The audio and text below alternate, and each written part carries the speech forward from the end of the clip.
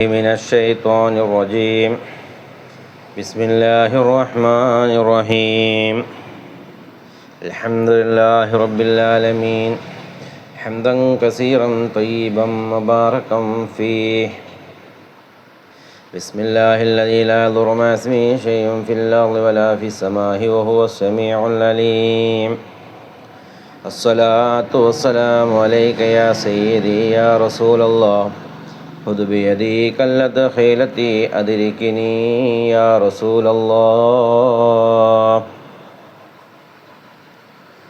الحمد لله والصلاة والسلام على رسول الله وعلى آله وصحبه أجمعين أما بعد والعاقبة للمتقين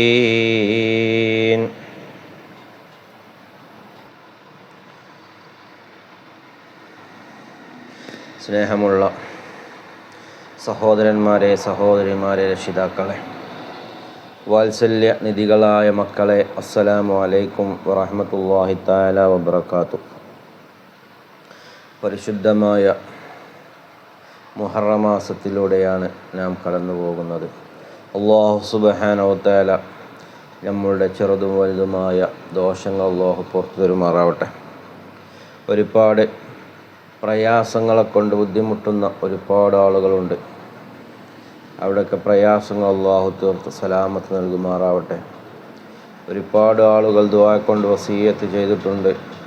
അവിടെയൊക്കെ ഹലാലായ ഉദ്ദേശങ്ങളും മുറാദുകളും അല്ലാഹു പൂർത്തിയാക്കി കൊടുക്കുമാറാവട്ടെ.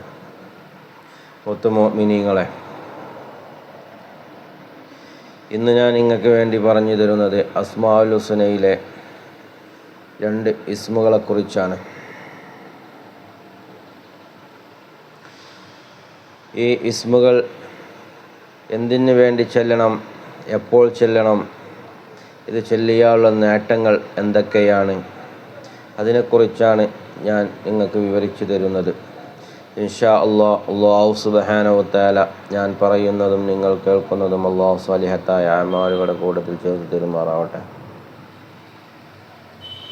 ഈ ദിക്റുകൾ, ഇസ്മുകൾ അല്ലാഹുവിൻ്റെ നാമങ്ങളിൽപ്പെട്ട ഇസ്മുകളാണ്. ഈ 2 ഇസ്മുകൾ ഒരുമിച്ച് ചൊല്ലിയാലുള്ള മഹത്വം, ഇത് എപ്പോൾ ചൊല്ലണം, ഏതെല്ലാം സമയമാണ്, എത്ര എണ്ണം വീതം ചൊല്ലണം എന്നൊക്കെ ഞാൻ നിങ്ങൾക്ക് പറഞ്ഞു തരാം.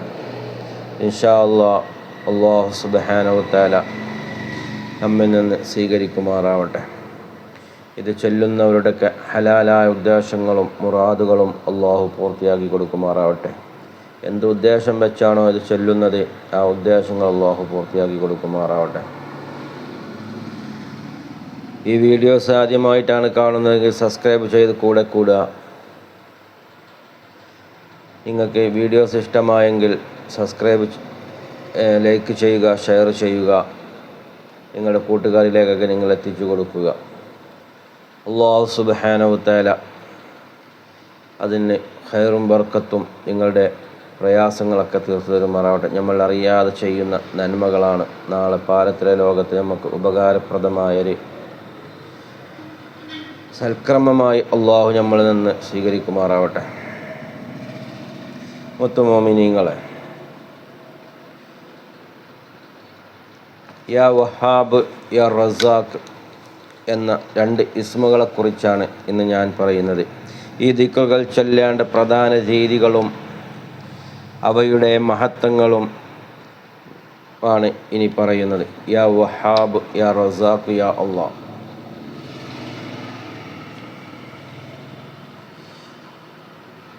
ഇത് ചൊല്ലേണ്ട ഒരു പ്രാർത്ഥനയാണ്. പ്രാർത്ഥനയ്ക്ക് ശേഷം യാ വഹാബ് യാ റസാഖ് യാ അല്ലാഹ് ഈ ഇസ്മുകൾ ചൊല്ലേണ്ട രീതികൾ എല്ലാ 5 വക്ത് നിസ്കാരങ്ങൾക്ക് ശേഷവും, നിർബന്ധ നിസ്കാരങ്ങൾക്ക് ശേഷവും ഇത് ചൊല്ലിക്കൊണ്ട് ദുആ ചെയ്യാവുന്നതാണ്. അതുപോലെ രാവിലെയും വൈകുന്നേരവും സുബഹിക്ക് ശേഷവും മഗ്‌രിബിന് ശേഷവും ചൊല്ലുന്നത് ഏറെ ഉത്തമമാണ്. ആവശ്യങ്ങൾ നിറവേറാൻ സാമ്പത്തിക ബുദ്ധിമുട്ടുകളോ മറ്റാവശ്യങ്ങളോ ഉള്ളപ്പോൾ പ്രത്യേകമായി ചൊല്ലിക്കൊണ്ട് പ്രാർത്ഥിച്ചാൽ ഈ നമ്മുടെ പ്രാർത്ഥനകൾ അള്ളാഹു സ്വീകരിക്കുമെന്നാണ് മഹാന്മാർ നമുക്ക് പഠിപ്പിച്ചു തരുന്നത്. മഹാന്മാർ രേഖപ്പെടുത്തിയതായി നമുക്ക് കാണാൻ സാധിക്കും. ഇത് ചൊല്ലേണ്ട എണ്ണം ഒന്നുകിൽ 11 പ്രാവശ്യം, അല്ലെങ്കിൽ 33 പ്രാവശ്യം, അല്ലെങ്കിൽ 100 പ്രാവശ്യം എന്നിങ്ങനെ സൗകര്യമനുസരിച്ച്, നമ്മളുടെ സൗകര്യത്തിനനുസരിച്ച് നമുക്ക് ഇത് ചൊല്ലാം. ഇത് ചൊല്ലുന്ന സമയം നിസ്കാരങ്ങൾക്ക് ശേഷമാണെങ്കിൽ അപ്പോൾ നിസ്കാരങ്ങൾക്ക് ശേഷം ചൊല്ലുക.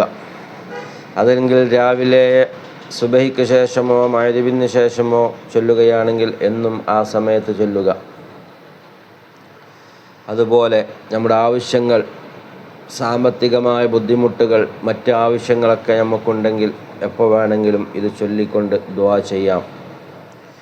മഹാന്മാർ നമുക്ക് പഠിപ്പിച്ചു തരികയാണ്. ഇതിൻ്റെ മഹത്വങ്ങൾ ഉപജീവനം വർദ്ധിക്കാനും യാ റസാഖ് എന്ന് ചൊല്ലുന്നത് വഴി ഉപജീവന മാർഗങ്ങൾ എളുപ്പമാകും. അനുഗ്രഹങ്ങൾ ലഭിക്കുന്നു.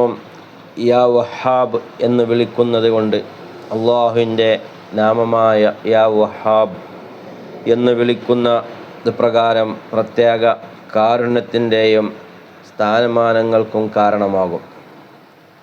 അതുപോലെ സമാധാനം, അള്ളാഹുവിനെ എപ്പോഴും സ്മരിക്കുക, ഹൃദയത്തിന് ശാന്തി ലഭിക്കും. കടങ്ങൾ വീടുവാൻ ഇത് സഹായിക്കുന്നു. അള്ളാഹുവിൻ്റെ സാമ്പത്തിക ബാധ്യതകളിൽ നിന്ന് ആശ്വാസം ലഭിക്കാൻ ഈ നാമങ്ങൾ സഹായിക്കുന്നു.